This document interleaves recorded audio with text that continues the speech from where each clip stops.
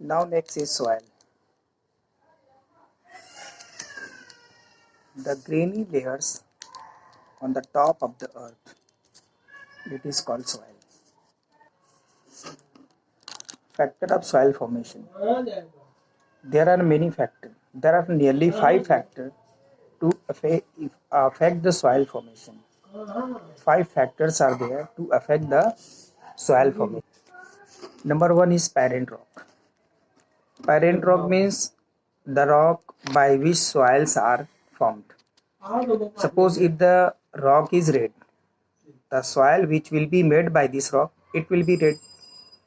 And if the rock is black color, igneous rock, so the soil color will be black. And whatever contents are there in the rocks, qualities are there in the rock, same quality will come in the soil as well. Second is height and slope of the rock. Height and slope of the rock is also responsible to affect the quality of the soil. And third is flora and fauna and microorganism. The amount of flora and fauna and the amount of microorganism. The more microorganisms and flora and fauna whatever are available in the soil, if the quantity is more, so the soil will be more fertile. If it is less, the soil will be less fertile. And next is time. The time determines the thickness of the soil. And number 5, which affect the soil formation, is temperature, climate, and rainfall. If the rainfall is good, the soil quality will be good. And now some of the methods which are responsible for degradation of the soil and conservation of the soil. So degradation of the soil means damaging the soil. Factors which degrade the soil, damage the soil are overgrazing, deforestation, excess use of chemical and fertilizers by the farmers. Some of the farmers are using so much chemical and fertilizer to increase the product and crops, so it is dangerous for the crops.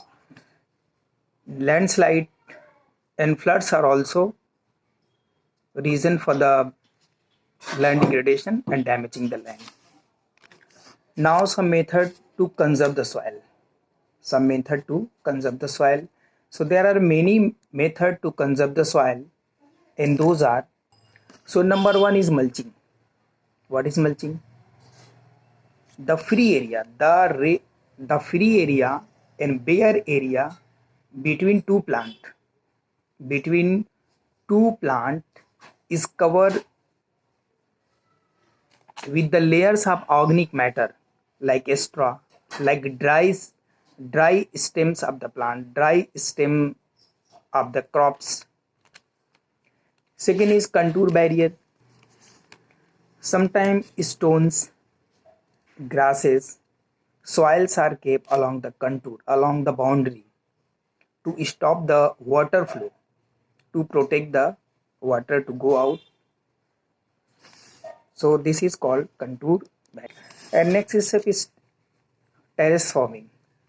On the mountains, the land is like a slope. So they are cutting the slope like this, like the stair at your home.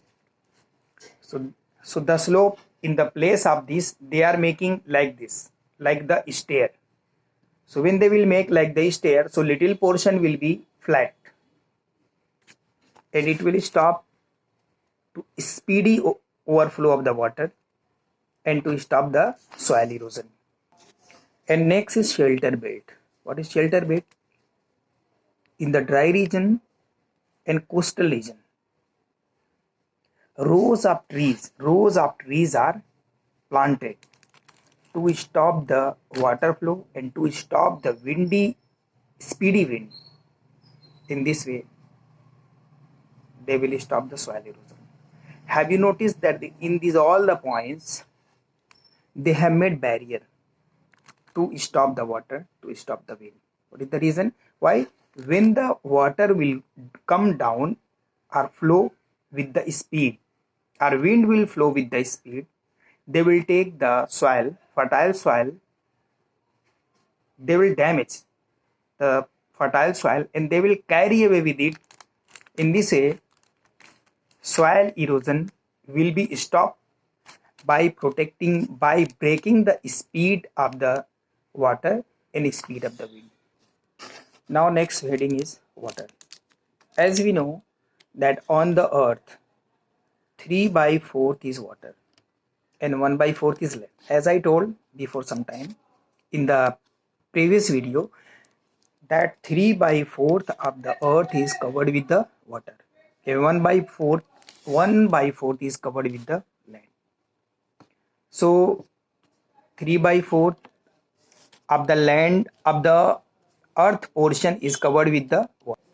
Again, from the water, only 3% from the water, from the complete water portion, only 3% of the water is fresh and good for the drinking, usable for the human, and rest all, nearly 97%, that is not fit to use for the by the human.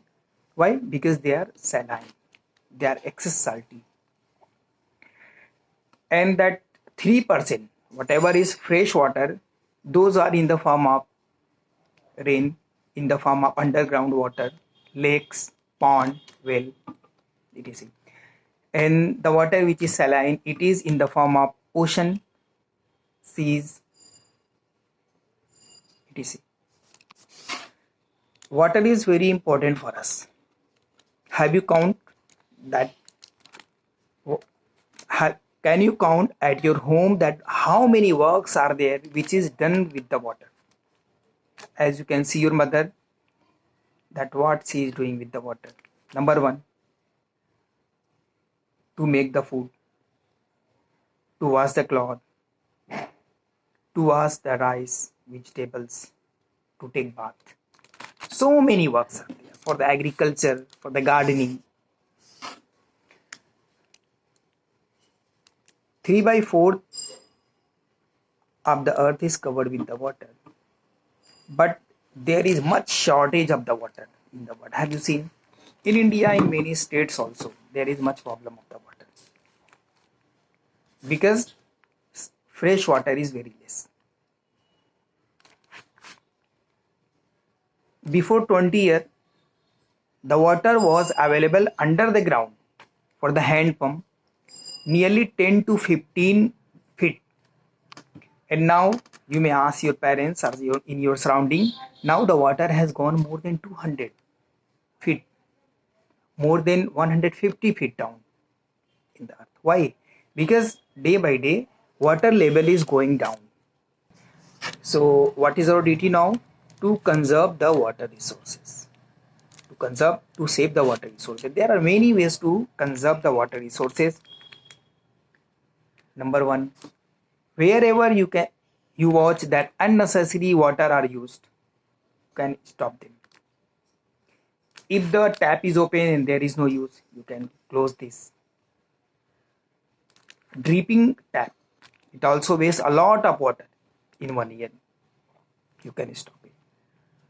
In the place of washing the bike directly with the pipe, by the submersible or any water pipe, you can use drench cloth. It will reduce the wastage of water. Second, we can start water harvesting, means during the rain, whatever rain water is coming on the roof. So these all water will go through a pipe into a ground. You can make a ditch like a well. Make a ditch and allow the rainwater to go inside. It will store and it will increase the water level, groundwater level. And next is, if the water is flowing anywhere through a drain for the farmers, so they should maintain the drain. to stop the water to go here and there. And next is sprinkle water. In the place of giving water to the field directly with the drains, with the thick pipe, they can sprinkle the water with one small tap. They will sprinkle the water. It will reduce the usage of water. And many ways are there. At the home we can stop the wastage of water. Natural vegetation and wildlife. Natural vegetation means the vegetation, the plant which grow by their own in the nature without any human help. They are called natural vegetation. So natural vegetation are also very important for us. Why? Because from the natural vegetation we get a lot of things. Medicines are made from some of the herbs. We get timber, we get woods, fruits. Papers are also made from the plants. The plants are also found in the that paper plant are also found in the vegetations, are also part of vegetation. And wildlife are also very important for us. Wildlife, many of the people are using wildlife, parts of wildlife like milk, meat, horns, bones, furs, wools. So many things of wildlife are used by the common people.